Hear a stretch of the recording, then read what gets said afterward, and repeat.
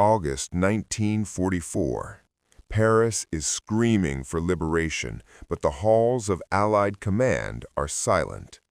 General Dwight D. Eisenhower has a problem that isn't on any map: Charles de Gaulle.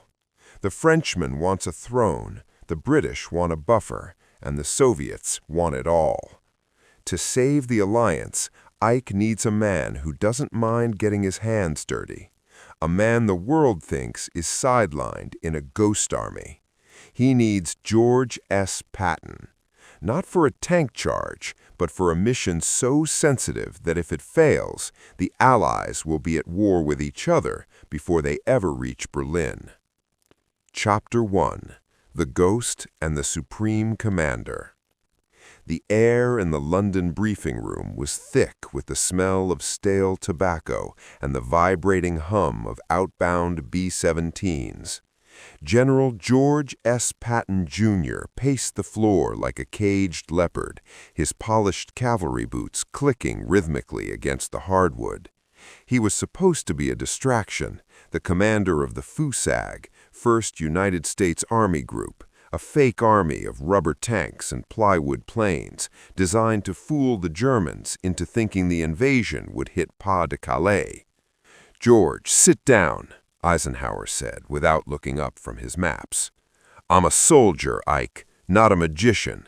I belong in the mud, not playing with balloons," Patton spat. Eisenhower finally looked up.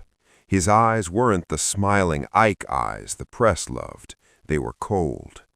"The Germans believe you're in Kent, but I need you in France. Not with the Third Army, not yet. I need you to disappear." The conflict. The narrative begins by establishing the secret war within the Allied High Command. While the history books focus on the liberation of Paris, the reality was a diplomatic nightmare. Charles de Gaulle was threatening to pull French forces out of the Allied command if he wasn't given immediate control of the capital. Eisenhower knew that if de Gaulle moved too early, he would trigger a civil war or a communist uprising in Paris.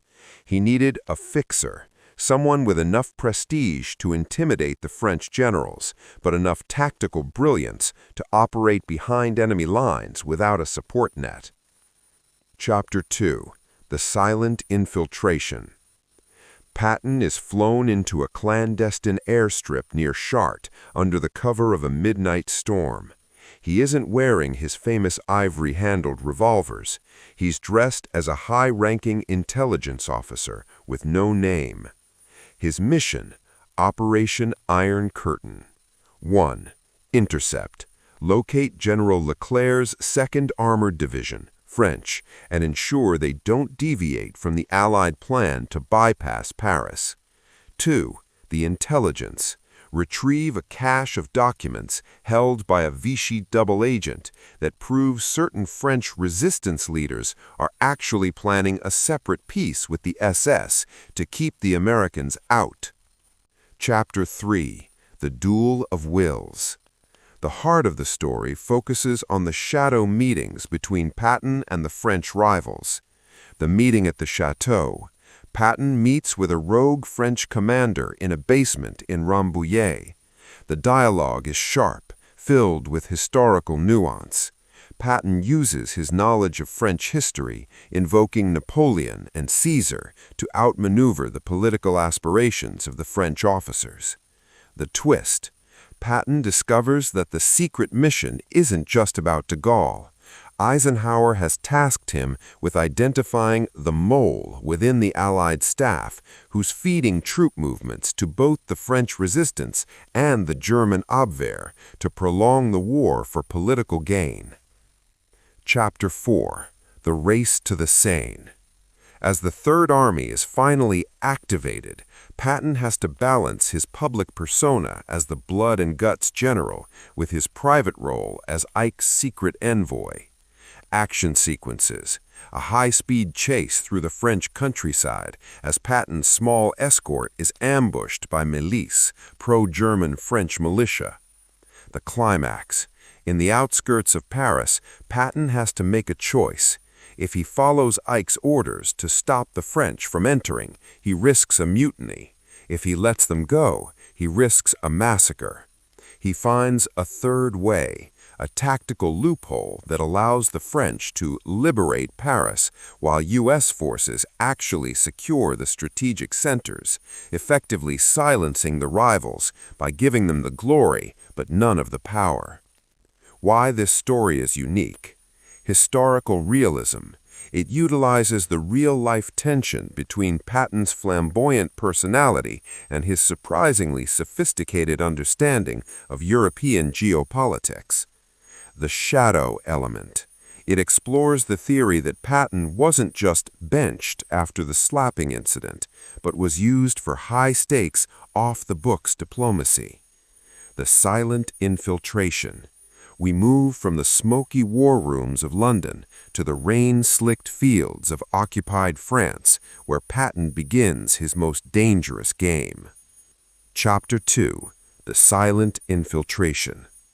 The C-47 Sky train groaned as it banked hard over the English Channel. Inside the stripped-out fuselage, there was no red light, no jump master, and no cheering paratroopers.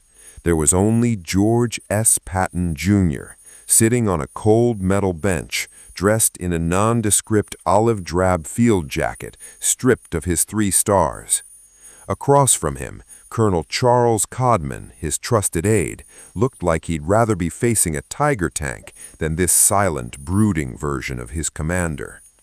"Sir," Codman shouted over the roar of the twin Pratt & Whitney engines, "the pilot says we're crossing the coast. If the German flak batteries at Cherbourg are awake, we'll know in about 30 seconds. Patton didn't blink. He was clutching a small, leather-bound book, not the Bible, but a collection of Caesar's Gallic Wars. "The Germans aren't the problem tonight, Codman," Patton said. "It's the French. They think this is a pageant. They think liberation is a parade down the Champs-Élysées. They don't realize that if de Gaulle pushes his luck, Stala's agents in the resistance will burn Paris to the ground before we even reach the Seine." The drop into the dark. The plane dipped suddenly. A streak of tracers, luminous green fire, arced lazily through the clouds to their left. The pilot was flying on the deck, skimming the tops of the Norman hedgerows to avoid radar. "We're late," Patton muttered, checking his watch. "Eich promised me a quiet landing. If there's a reception committee waiting, they'd better be ours." The reception committee was a hand-picked group of OSS operatives and a few French loyalists who hated the communists more than they hated the Boche. Their mission was to smuggle Patton into the heart of the French internal power struggle. The wheels touched down on a muddy, improvised strip near Château. As the side door kicked open, the smell of damp earth and corderite rushed in. Patton stepped out, not into the limelight he craved. The first confrontation. Waiting in the shadow of a stone barn was a man in a dark trench coat, Jean-Pierre Malot, a high-ranking member of the Force Française de l'Intérieur, FFI, but one who secretly reported to Eisenhower's intelligence staff. "General," Malot said, his voice a low rasp, "you are a ghost. You do not exist." "I've been told that for 3 months, Patton snapped. "Where is Leclerc, and where are the documents?" Malot looked nervous. "General Leclerc is moving his tanks toward Paris against orders. He says he takes commands only from de Gaulle. And the documents? They are in the hands of a man named the Falcon. He is a Vichy turncoat who is currently negotiating with the SS commander of Paris, Dietrich von Scholtitz." Patton felt the familiar heat of rage rising in his chest. "So, while my boys are dying in the hedgerows, these allies are making backroom deals with the Nazis to see who gets to sit in the prefect's office? Not on my watch." The strategic gambit. Patton realized the depth of the betrayal. The secret mission wasn't just about stopping a political rival, it was about preventing a separate peace. Certain elements of the French elite feared a post-war American influence more than they feared a defeated Germany. They were trying to secure a deal with the German garrison. The Germans would leave Paris intact, and in exchange, the French moderates would block the Americans from using the Paris rail hubs for their drive to the Rhine. "Codman," Patton said, his eyes narrowing, "get the radio. We need to contact the 3rd Armored's forward recon. I don't care if Ike told me to stay hidden. We're going to hijack a French division." "Sir, that's technically an act of war against an ally," Codman whispered. "No," Patton grinned, a predatory, wolfish look. "It's leadership. If Leclerc won't listen to Eisenhower's diplomacy, let's see how he handles a face-to-face meeting with a man he thinks is still in England." Chapter 3. The Duel at the Château. Preview. The narrative shifts to a tense midnight meeting at a secluded chateau in Rambouillet. Patton, still incognito, infiltrates a dinner party held by French generals and resistance leaders. He walks into the room, removes his plain jacket to reveal his uniform underneath, and the silence is deafening. He doesn't use a gun, he uses a map. He shows them exactly where the Soviet influence zones are being drawn and proves that without the U.S. Army, France will simply trade a German master for a Russian one. The tension in the air was thick enough to choke a man. As Patton stepped through the heavy oak doors of the Château de Rambouillet, he wasn't just entering a room, he was stepping into a viper's nest. Chapter 3. The Duel at the Château. The grand dining hall was lit by flickering candelabras, casting long dancing shadows against the tapestries of medieval kings. At the center of the table sat General Philippe Leclerc, the commander of the French 2nd Armored Division, surrounded by 5 men in civilian suits, the shadow cabinet of the French resistance. When Patton entered, the clinking of silverware stopped instantly. Leclerc stood up, his face hardening. He recognized the jawline, the posture, and the unmistakable aura of authority. "General Patton," Leclerc said, in clipped perfect English, "you are supposed to be in Dover, inspecting rubber tanks. What madness brings you to my headquarters?" "I'm not here for the wine, Philippe." Patton tossed his leather gloves onto the table. He pulled out a chair and sat down without being asked. "I'm here because you're about to commit treason against the Supreme Allied Command." One of the French civilians, a man with a thin mustache and cold Gallic eyes known only as the Falcon, leaned forward. "Treason? We are liberating our capital. That is a matter of French honor, not American logistics." "Honor is a fine word for a funeral," Patton growled. "I have proof that your liberation is a choreographed play. You've struck a deal with General von Schultitz, the German commander of Paris. He lets you march in, you let his heavy divisions slip away through the northern gate toward the Rhine. He keeps his army intact to kill my boys in the fall, and you get your photo op at the Arc de Triomphe." The room went deathly silent. Leclerc looked at the Falcon, then back at Patton. "That is a lie. We fight for France." "You're fighting for a seat at the table with Stalin," Patton countered, slamming his fist on the table. "If you allow the 11th Panzer to escape Paris, you're giving the Soviets a reason to claim we're soft on the Nazis. They'll use it as an excuse to push their influence all the way to the Atlantic. Is that the France you want? A province of Moscow?" The psychological standoff. Leclerc's hand drifted toward the sidearm on his belt. Codman, standing in the doorway, shifted his submachine gun. The air hummed with the threat of internal Allied bloodshed. "You are one man, George," Leclerc whispered. "My tanks are fueled and ready to move at dawn. Eisenhower is 1,000 miles away. Who will stop me?"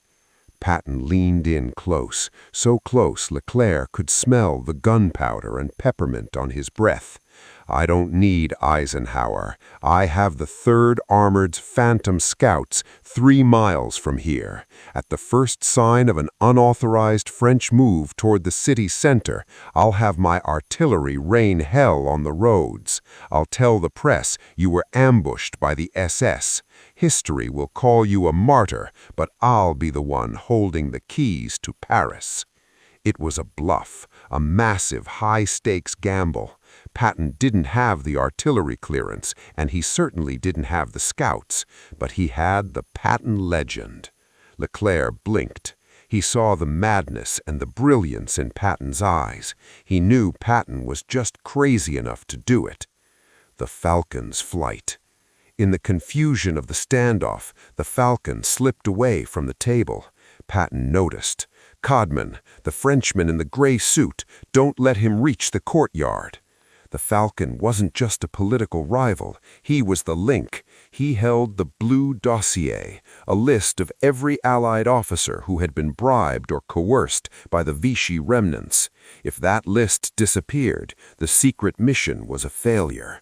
Eisenhower would be flying blind, never knowing who in his own staff was a traitor. Patton didn't wait for his aid. He vaulted over the table, scattering crystal glasses, and sprinted after the man who held the secrets of the Third Reich's last desperate play. Chapter 4. The Midnight Chase. The story shifts into a high-speed pursuit through the rain-drenched forests of Rambouillet. Patton, driving a requisitioned Willys Jeep himself, chases the Falcon Citroën through a maze of German patrols and French roadblocks.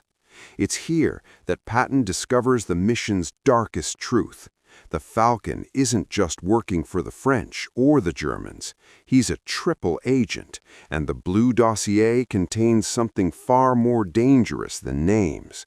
It contains the exact coordinates of the gold reserves the Nazis have moved out of Paris to fund a post-war insurgency.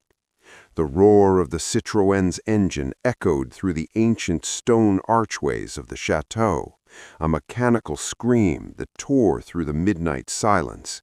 Patton didn't wait for his driver. He leaped into the driver's seat of a nearby Willys Jeep, jammed it into gear, and floored it. Chapter 4. The Midnight Chase Through No Man's Land. The tires of the Jeep shrieked as Patton swung onto the narrow, rain-slicked road leading toward the Forêt de Rambouillet. Beside him, Colonel Codman gripped the roll bar, his knuckles white. "General, we're heading straight into the German secondary line," Codman yelled over the wind. "The FFI says there's a panzer reconnaissance unit somewhere in these woods." "Then they better get out of my way," Patton growled, his eyes fixed on the red taillights of the Citroën disappearing into the mist. "That Frenchman isn't just a traitor, he's a courier. If he reaches the German lines, he's not just giving them names, he's giving them the bank account for the next World War." The shadow of the 11th Panzer. The Citroën was fast, but Patton drove like a man possessed. He knew these roads from maps he had memorized decades ago. He took a shortcut through a muddy vineyard, the Jeep bouncing violently, thorns scratching the paint. Suddenly, the red lights ahead braked hard. The Citroën swerved and skidded into a ditch. Patton slammed his brakes, sliding the Jeep sideways to create a shield. He drew his Colt .45, not the ivory-handled one, but a cold, Parkerized government model. "Out! Out now!" Patton roared. The Falcon stumbled out of the car, clutching a heavy leather briefcase. But he wasn't looking at Patton. He was looking past him into the dark tree line. From the shadows of the forest, a low, metallic, rhythmic clanking began. It was a sound Patton knew in his marrow, the sound of Maybach engines. The three-way standoff. A German SDKFZ-251 half-track lurched out of the brush, its MG-42 machine gun swiveling toward the road. It was a German patrol, lost or retreating, but deadly all the same. "The FFI says there's a Panzer reconnaissance unit somewhere in these woods." "Then they better get out of my way," Patton growled, his eyes fixed on the red taillights of the Citroën disappearing into the mist. "That Frenchman isn't just a traitor, he's a courier. If he reaches the German lines, he's not just giving them names, he's giving them the bank account for the next World War." The shadow of the 11th Panzer. The Citroën was fast, but Patton drove like a man possessed. He knew these roads from maps he had memorized decades ago. He took a shortcut through a muddy vineyard, the Jeep bouncing violently, thorns scratching the paint. Suddenly, the red lights ahead braked hard.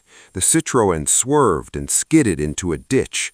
Patton slammed his brakes, sliding the Jeep sideways to create a shield. He drew his Colt .45, not the ivory-handled one, but a cold, Parkerized government model. "Out! Out now!" Patton roared. The Falcon stumbled out of the car, clutching a heavy leather briefcase. But he wasn't looking at Patton. He was looking past him into the dark tree line. From the shadows of the forest, a low, metallic, rhythmic clanking began.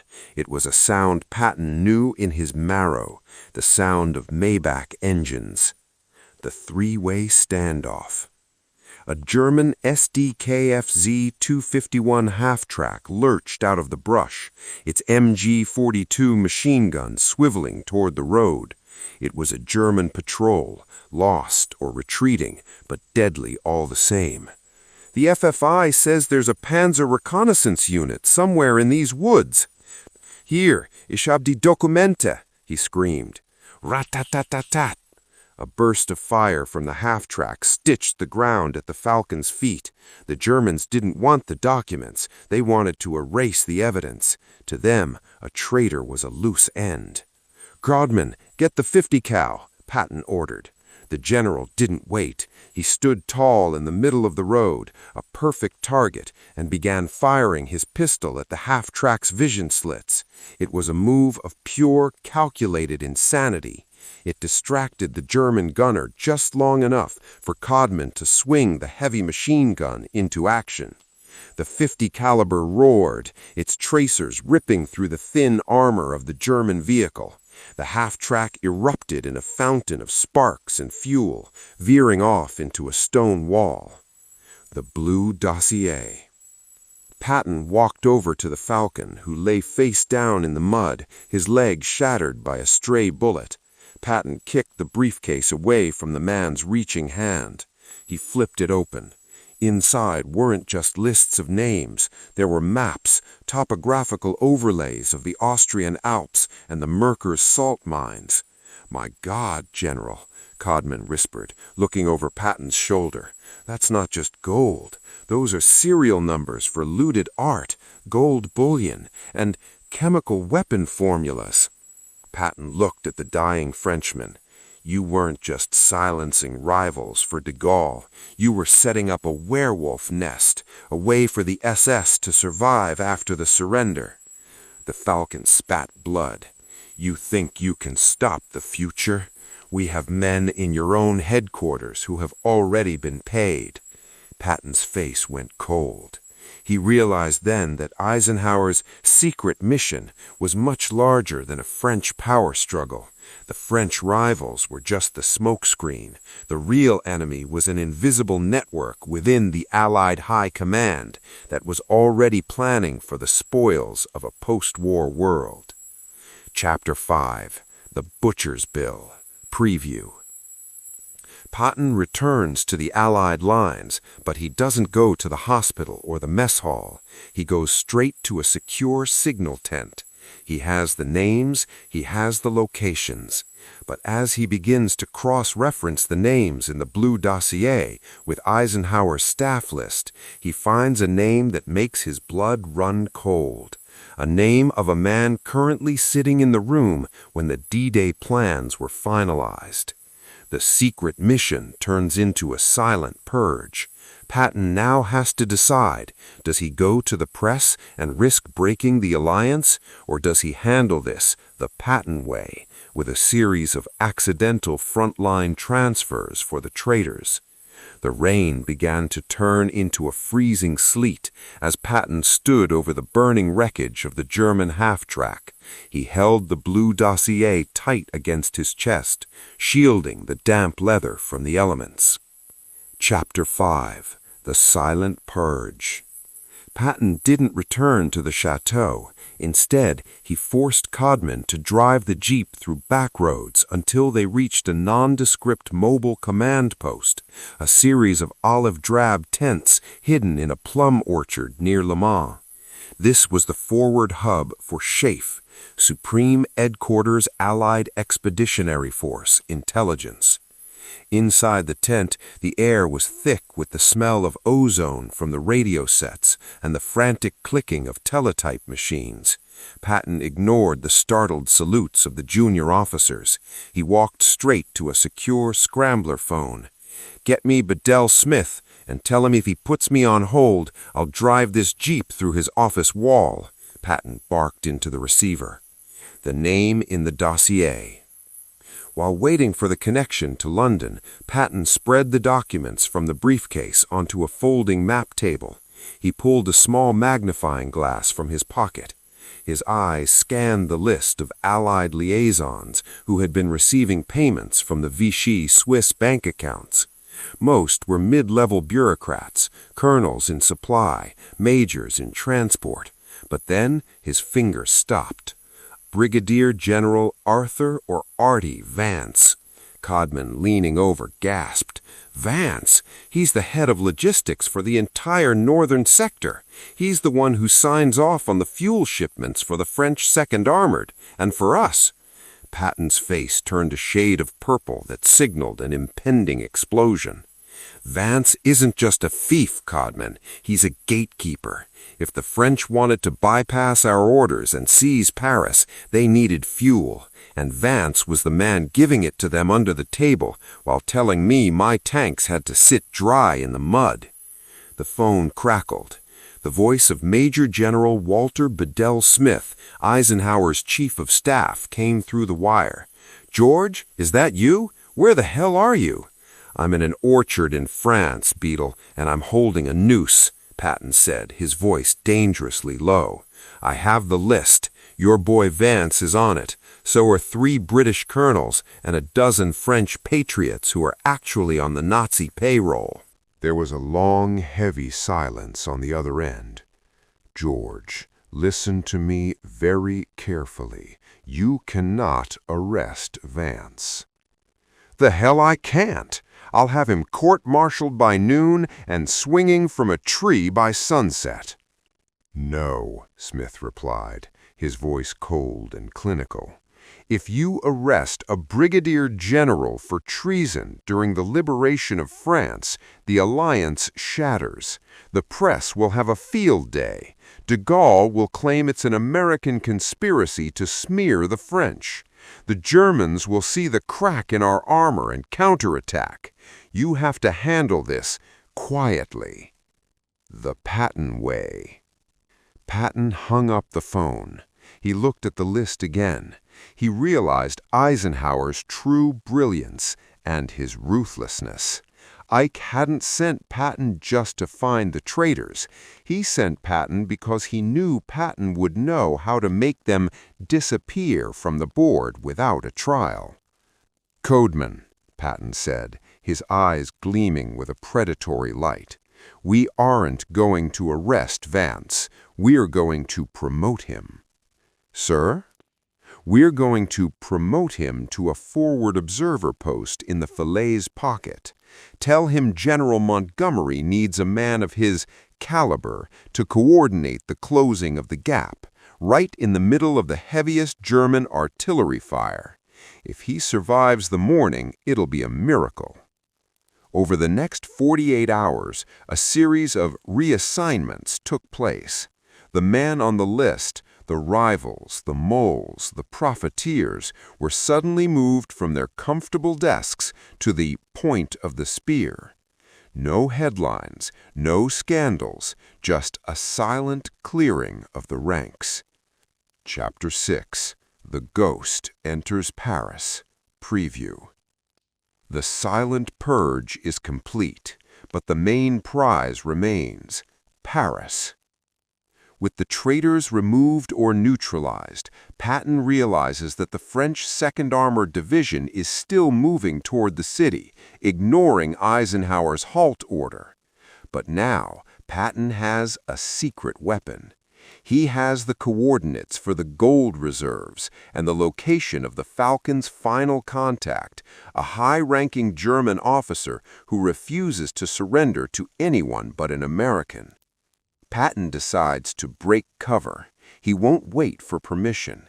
He's going to race Leclerc to the heart of Paris, not to take the city, but to secure the Blue Dossier's final secret before the French or the Soviets can grab it. The silent purge had left a trail of reassignment papers and broken careers in its wake. But Patton didn't have time to savor the vengeance. The clock was ticking. If the French 2nd Armored Division reached the Banque de France before he did, the Nazi-looted gold and the chemical formulas, the ghost fund for a Fourth Reich, would vanish into the pockets of the new French government, or worse, into the hands of Soviet infiltrators within the resistance. Chapter 6. The Race for the Paris Gold. August 24, 1944.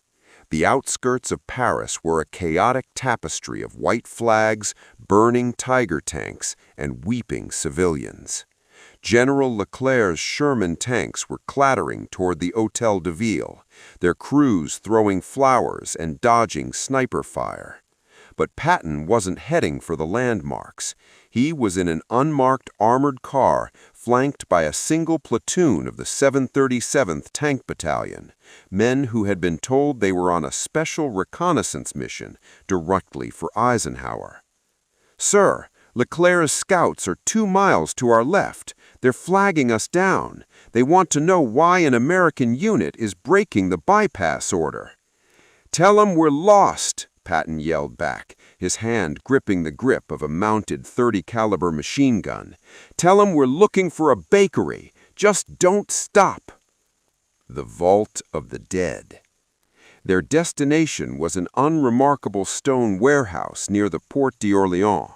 On the surface, it was a grain depot. On the maps from the Blue Dossier, it was the entrance to the subterranean artery, a tunnel system that led directly into the reinforced vaults of the central bank. As Patton's armored car screeched to a halt, they weren't met by French civilians. They were met by a squad of Standernfuhrer Scorzani's men, the elite saboteurs. They were placing demolition charges. "They're going to bury the evidence," Patton realized. "Dismount! Fire at will!" The skirmish was short, brutal, and claustrophobic. Patton, 58 years old, was moving like a man in his 20s, dodging behind stone pillars and barking orders. He didn't just want the gold, he wanted the German officer in charge. The general's surrender. In the dim light of the warehouse basement, a German colonel emerged from the shadows, his hands raised, clutching a leather satchel. This was Colonel von Berg, the man the Falcon had been trying to reach. "I do not surrender to the French," von Berg said, his voice trembling. "They will execute me in the street. I surrender to you, General Patton. I know who you are."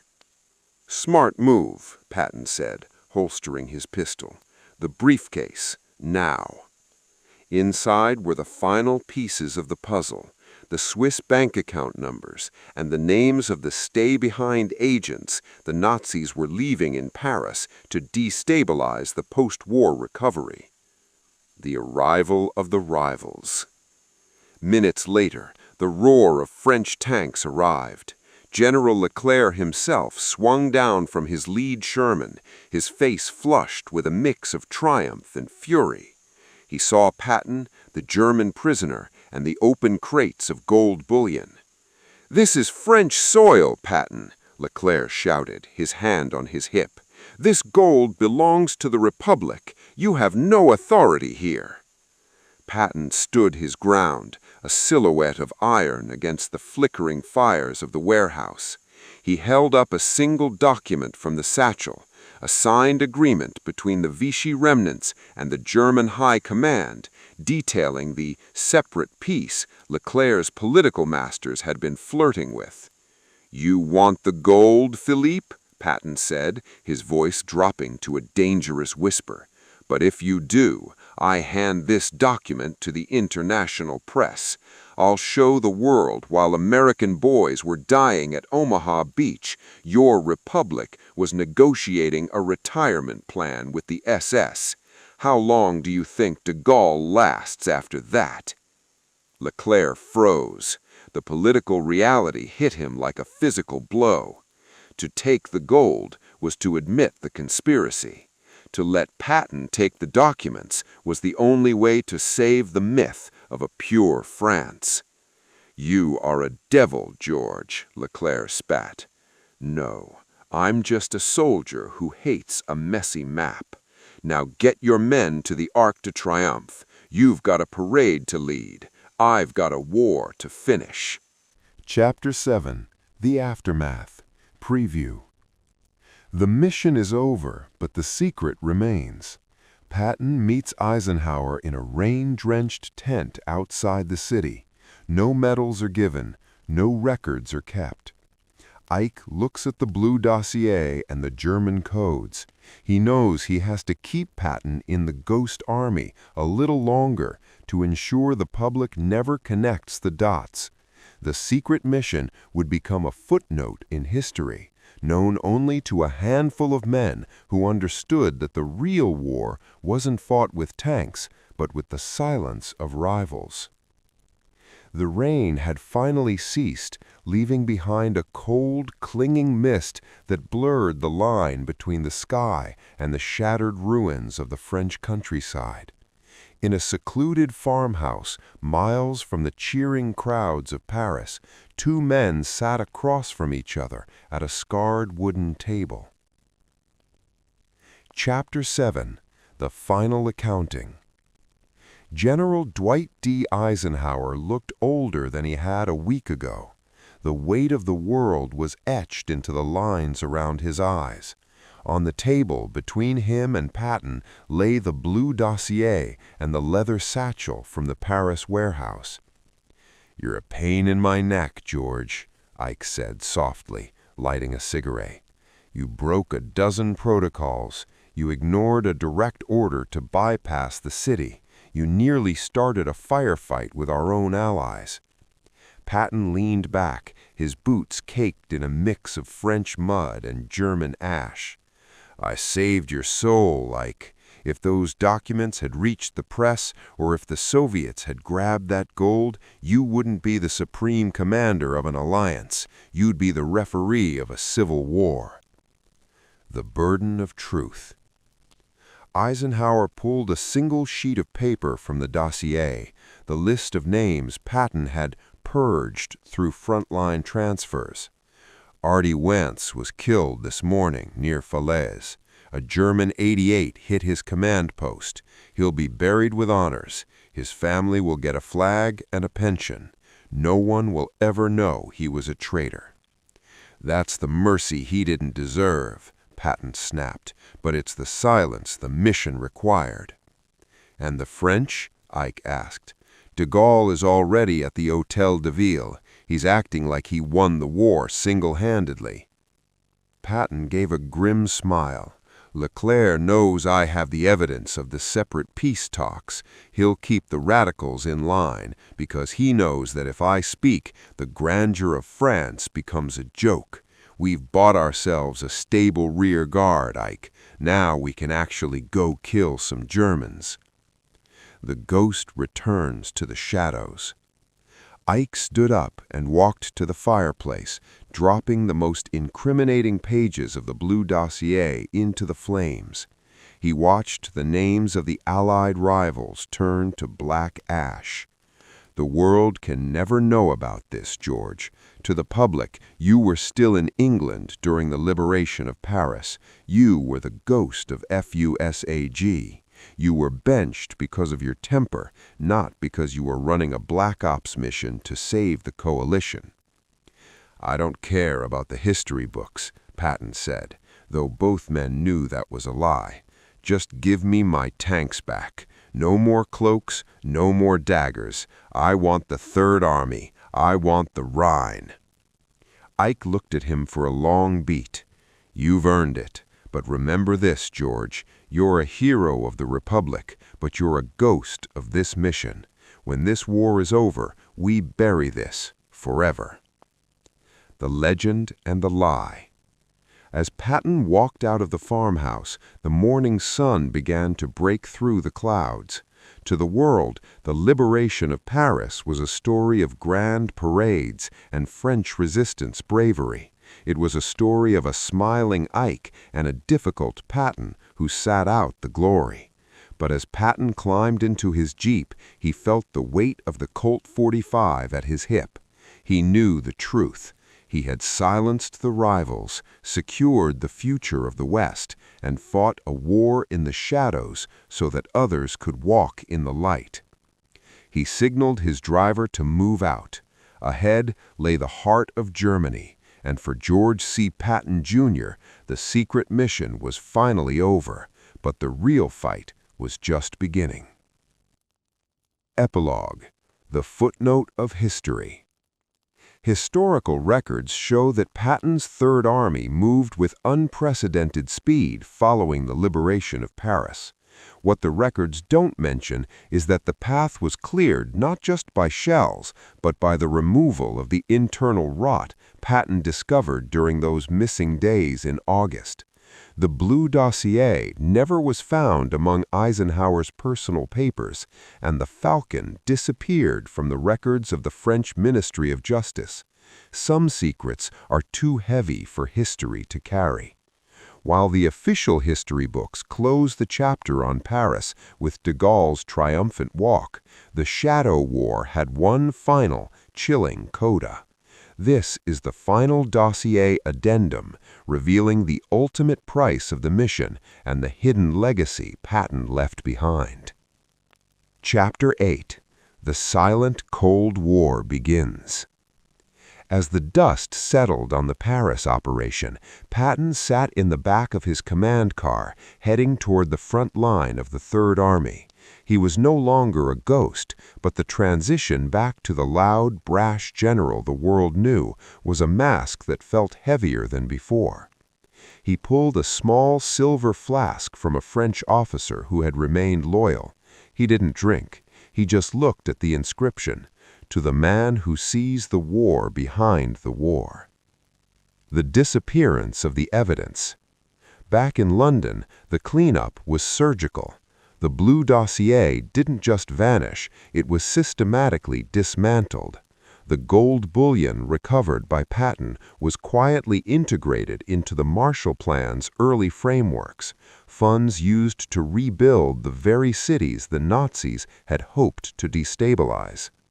The chemical formulas were flown under armed guard to Wright-Patterson Airfield in Ohio, forming the terrifying basis for Cold War deterrence. The traitors who hadn't died in combat accidents were given medical discharges for battle fatigue. They vanished into the suburbs of America and the countryside of England, living lives of quiet, monitored obscurity. The last warning. In late 1945, shortly before his mysterious and fatal car accident in Germany, Patton reportedly sat down with a young intelligence officer. The notes from that meeting, long rumored to be in a private family vault, echoed his secret mission in Paris. "We defeated the wrong enemy," Patton supposedly remarked. "We spent our best blood silencing French rivals and outmaneuvering Nazi ghosts, only to leave the door open for the bear.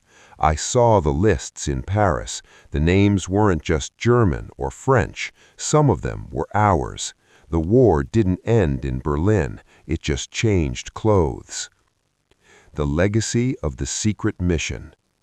Eisenhower would go on to the presidency, his reputation as a unifier solidified by the very peace Patton had secured through shadow ops and threats.